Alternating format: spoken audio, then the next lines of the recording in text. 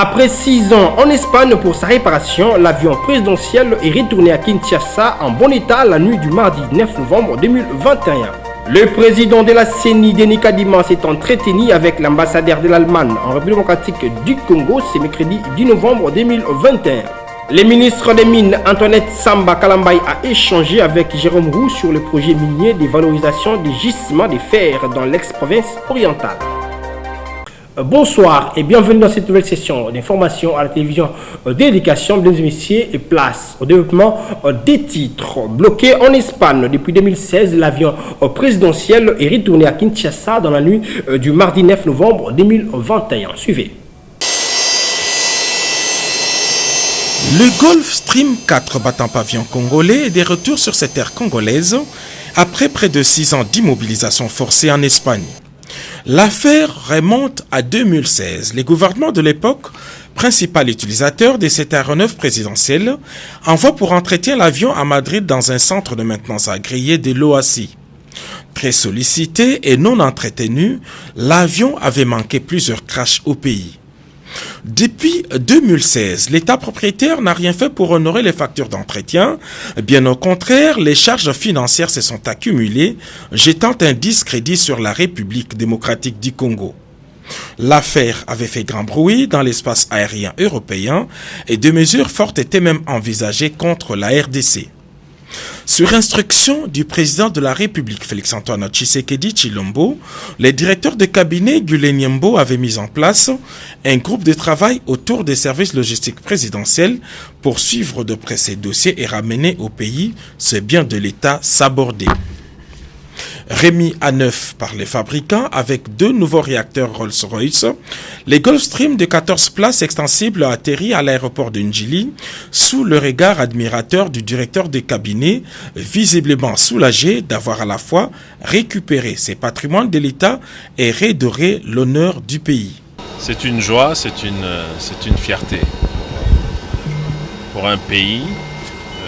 Je pense que ça, c'est un travail que j'appellerais un travail de cohérence. Vous savez, le chef de l'État est en train de remettre notre image partout dans le monde à niveau.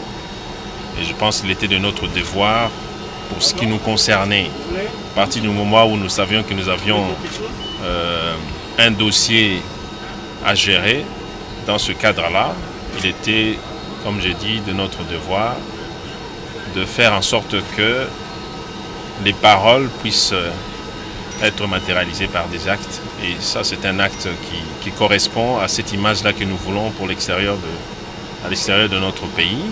Un avion retenu à l'étranger, je pense que ça ne fait pas très joli. Donc il était vraiment important pour nous que nous puissions faire tout de notre possible pour que cet avion puisse revenir ici. Ce jet privé fait partie des 3000 prototypes produits par Gulfstream à travers le monde et à ce jour, aucun d'eux n'a jamais connu de crash.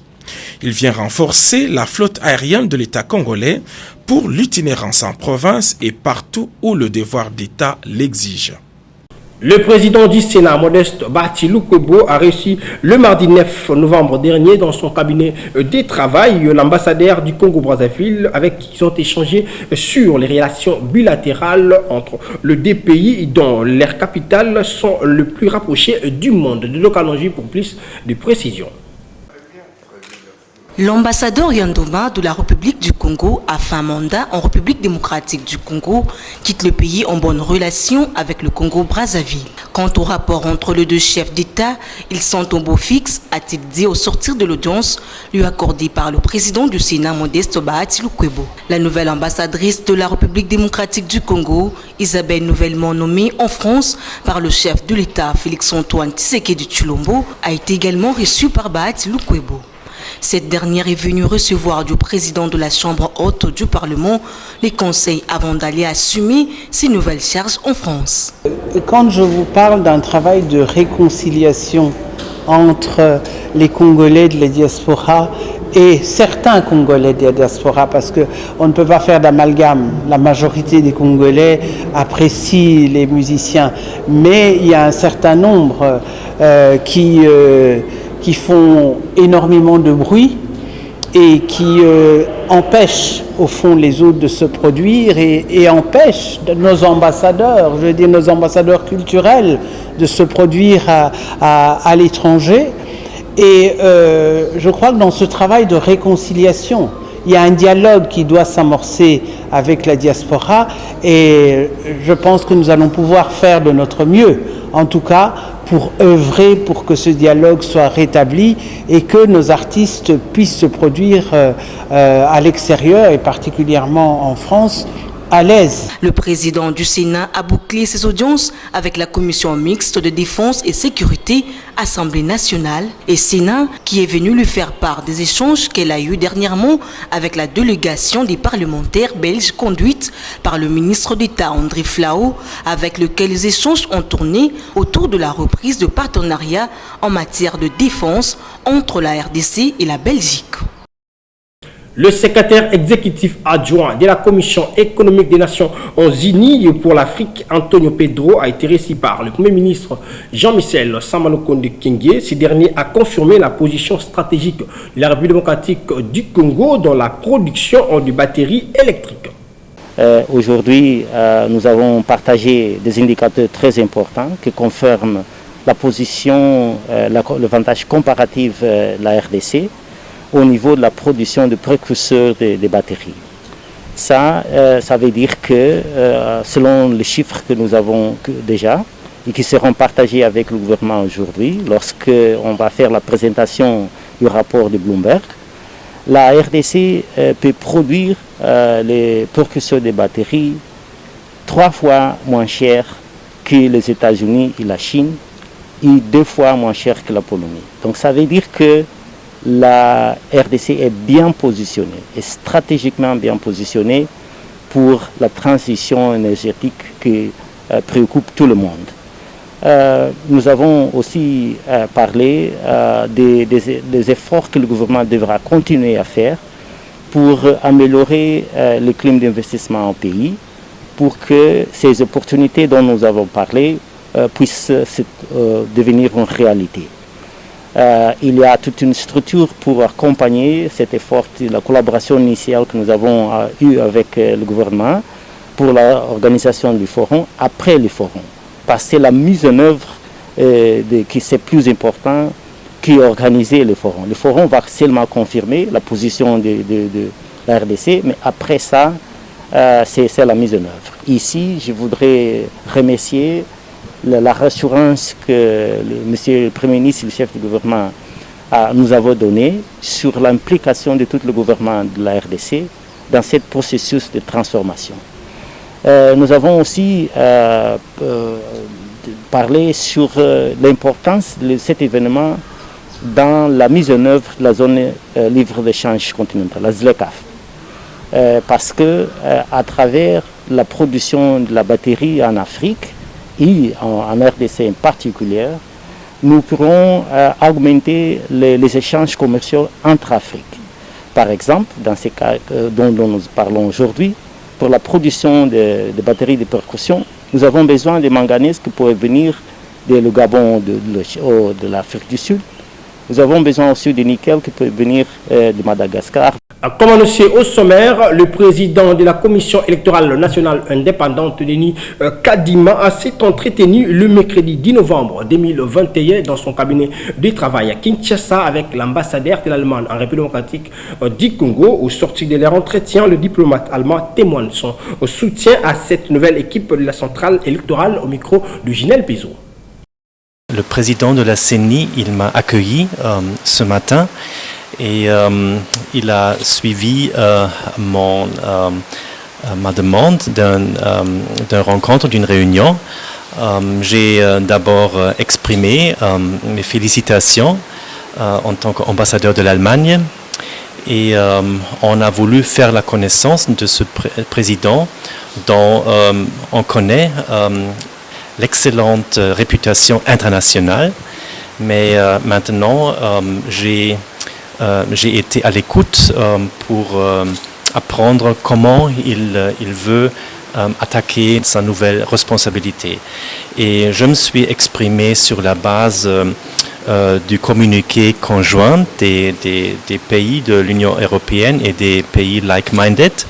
Et ça veut dire que j'ai souligné notre intérêt dans un processus électoral qui est transparent, inclusif et démocratique naturellement. C'était seulement important d'exprimer notre soutien et aussi d'encourager le président de la CENI de convaincre la confiance de la population, ça c'est très important, et de regagner aussi la confiance qu'il a perdue parce qu'il y a eu ces problèmes dans le processus de la nomination, mais maintenant on doit tourner la page et on doit recommencer pour regagner la confiance. Et toujours à la CENI, Denis Kadima a conféré dans son cabinet de travail avec une délégation de l'ONU Femmes. Suivez. Au cours de leurs entretiens à Wandiaye, la représentante résidant en République démocratique du Congo, l'ONU Femmes, a fait part à son hôte des avancées réalisées dans le cadre de la collaboration qui s'est instaurée entre ces organes des Nations Unies mis en place en 2010. Partager avec lui ce que l'ONU Femmes a fait dans le passé avec l'institution, mais également discuter de certains points sur lesquels nous pensons pouvoir continuer les échanges et la collaboration dans les prochains mois et les prochaines années. Elle s'est réjouie de ce que le président de la CENI s'est montré visiblement réceptif quant à l'appui apporté pour l'élaboration des stratégies au plan opérationnel. Il a été très réceptif, très ouvert aux discussions.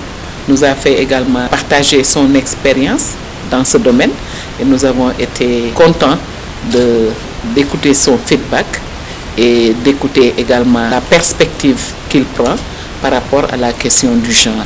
Je pense que son intervention était teintée de pragmatisme et également d'une ouverture d'esprit. Et nous espérons que dans les prochains mois, dans les prochaines années et peut-être dans les prochaines semaines, nous pourrons, à travers la coopération et la collaboration qui ont toujours existé avec la CENI, nous pourrons avancer avec certains points. Signalons que les échanges ont également porté sur le mécanisme de renforcement de ces partenariats existants dans la perspective des échéances futures. Changeons de chapitre, Antoinette Samba Kalambaye, ministre des Mines, a échangé avec Jérôme Roux sur le projet minier de valorisation des gisements de fer dans l'ex-province orientale. Suivez.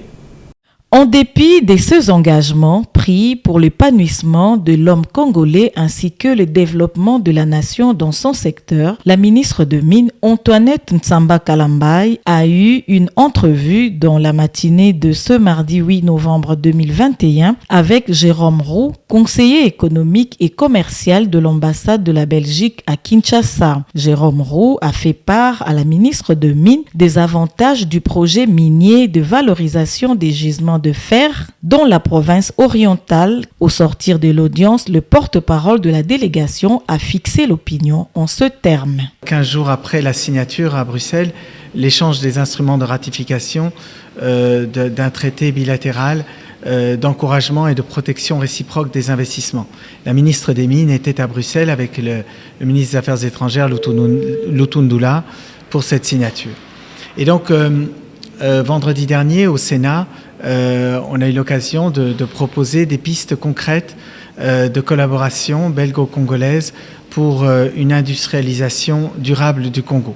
Ce que nous avons développé ici, c'est plutôt un projet minier, un projet phare de valorisation des gisements de fer en province orientale qui classe le Congo parmi les 5 plus grands pays au monde pour ses réserves de fer, mais qui malheureusement ne sont pas du tout exploitées à cause des difficultés liées à l'énergie et surtout au transport. Ces investisseurs envisagent également d'autres projets, notamment l'exploitation des fer vers le port en eau profonde de Banana et le chemin de fer reliant Bunia à Isiro.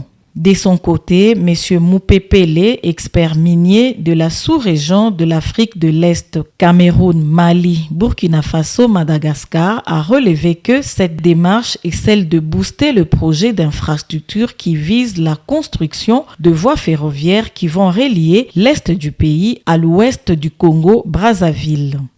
En plus du fer, de l'acier, sans compter derrière cette possibilité de mettre en exploitation le gaz de lac Kivu. Et il y a encore d'autres projets, donc il y a celui de nickel-chrome dans le Kasaï central et le fer. Il y en a deux gisements dans le Kasaï, notamment à Luebo, à Ndjokopunda, et qui devraient booster les grands projets d'infrastructure et qui sont aujourd'hui visés, notamment le chemin de fer qui doit relier l'est du Congo à l'ouest du Congo.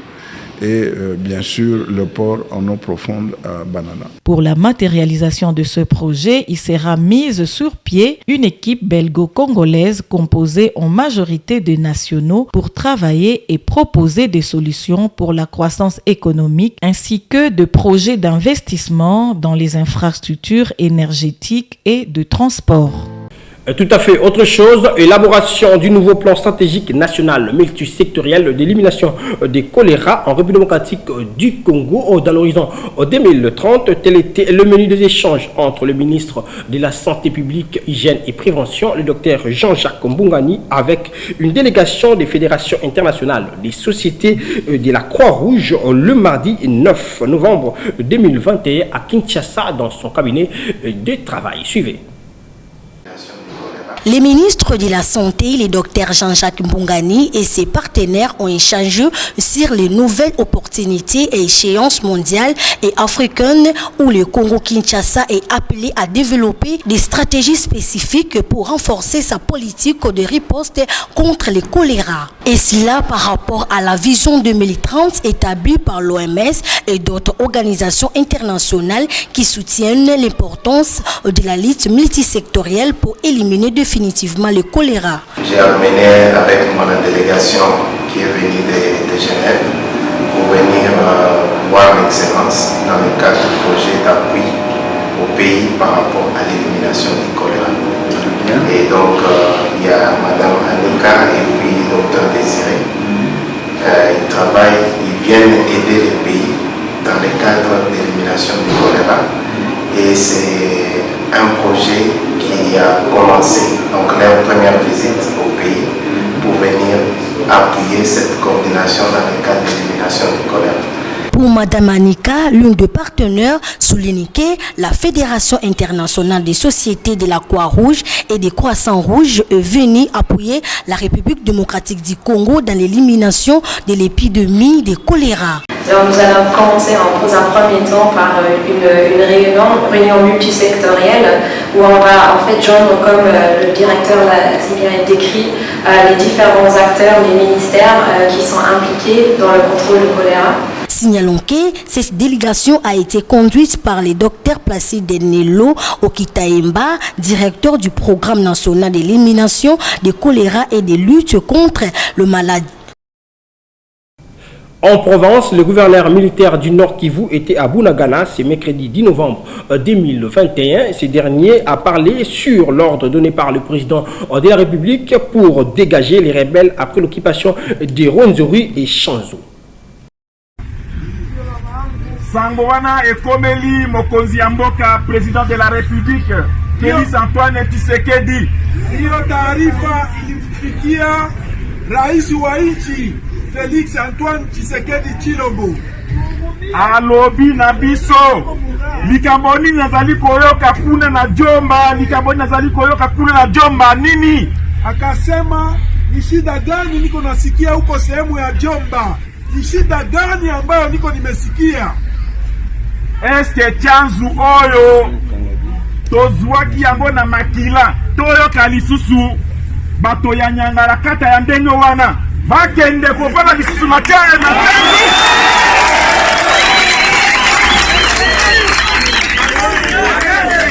asema kweli hiyo Chanzu ambayo sisi jeshi la Kongo tuliipata kwa kumwanga damu.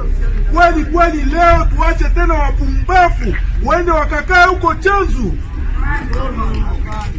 Na kalite na ye ya komanda supreme ayebisi na biso alingi koyoka ile komanda te bolongo nango lokiloki.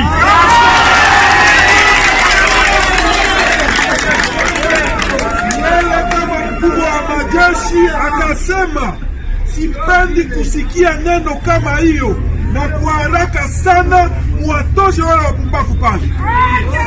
Komanda ya secteur azalaki na Masisi na lobiko general kome na lokiloki. Zua bana wana lokiloki twende ko dégager eloko na chanzo. Komanda wa secteur opérationnel Sukola de alikuwa Masisi. Afu liwali akamwambia, sasa hivi toka Masisi kwenda kule na kutosha wale wabumbafu ile sehemu. Yango wana ayebisi ngai na lobi na ye nazali kokoma kuna. Tosi to pikoli bango kende opesa bana ya Jomba mbote, pesa bana ya Bunagana mbote mingi, pesa bango mbote mingi, pesa bango mbote mingi.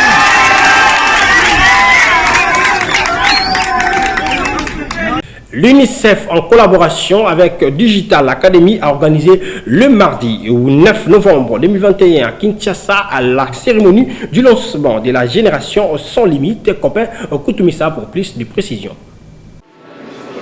L'objectif principal du lancement de la génération sans limite est d'améliorer les perspectives en matière d'éducation, formation, d'emploi et d'entrepreneuriat pour les jeunes de la République démocratique du Congo.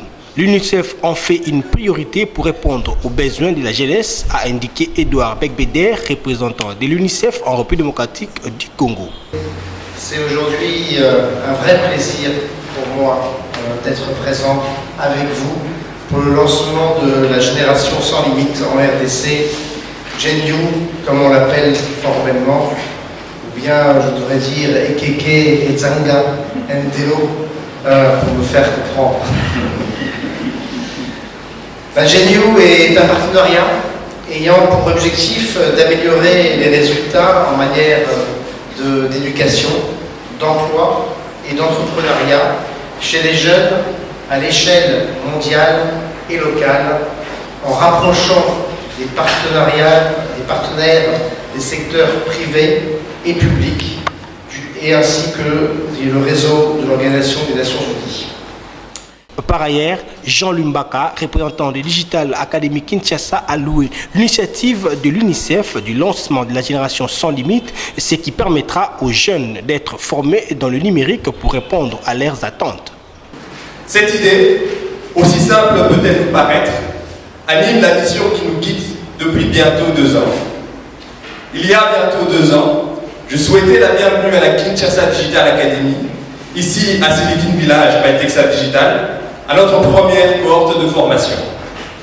Depuis lors, nous avons formé sur 2 cohortes, plus de 80 apprenants, dont 30% de femmes, avec une moyenne d'âge de 24 ans, formés sur 2 métiers, celui de référent digital et développeur web et web mobile.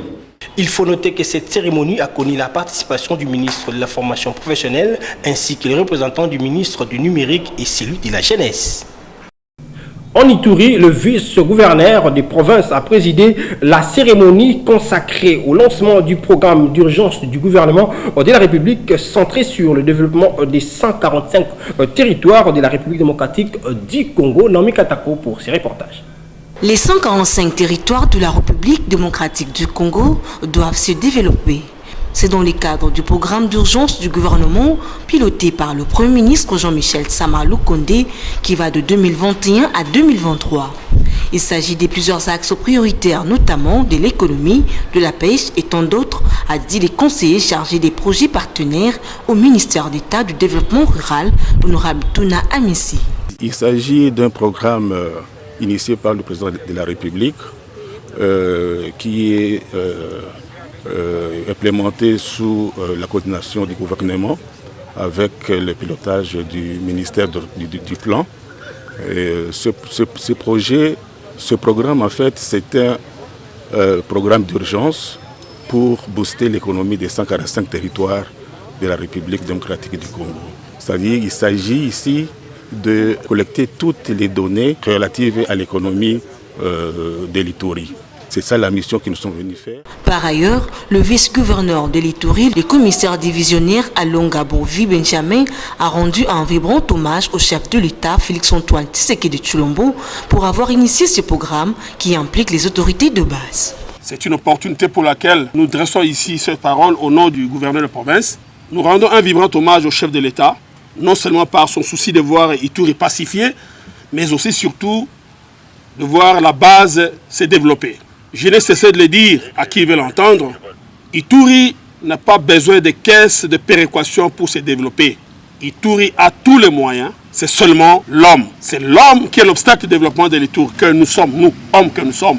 Voilà pourquoi nous rendons hommage au chef de l'État pour son souci. Et nous souhaitons la bienvenue à la délégation qui est venue nous accompagner. Pour ainsi dire, au nom de monsieur le gouverneur de province empêché, nous déclarons ouvert le lancement des activités concernées. Notons que durant 4 jours, les administrateurs de 5 territoires de l'Ituri, la société civile ainsi que d'autres couches sociales impliquées dans ces programmes vont collecter des données reprenant les besoins essentiels de leur entité. En société, les usagers des avenues des Huileries attendent impatiemment le résultat des travaux de réhabilitation de cet axe routier qui entre dans le cadre de l'opération Zéro Trou à Kinshasa, une initiative du gouvernement central. Suivez ce reportage de nos stagiaires. Il s'agit des travaux de réhabilitation ainsi que de curage des caniveaux sur l'avenue des Huileries dans la commune de Lingwala, comme explique cet ingénieur. Nous sommes ici sur le Huileries pour les travaux de réhabilitation de la chaussée.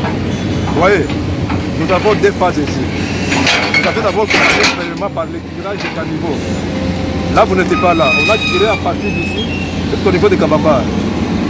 Donc, le travail est séparé en 2. Nous avons les travaux de chaussée rigides et nous avons les travaux de chaussée souples. La partie que vous voyez là-bas, c'est là où on a décapé et puis rechargé. C'est déjà terminé. On attend à faire une petite correction pour mettre la robée. Après cela, nous sommes arrivés ici pour faire la partie où nous allons mettre les bétons. Vous voyez les traversées que vous voyez ici. On a commencé d'abord à tirer à partir d'ici jusque là. Les travaux de tirage est terminé. Maintenant, nous passons à la deuxième phase pour maintenant traiter la surface ici.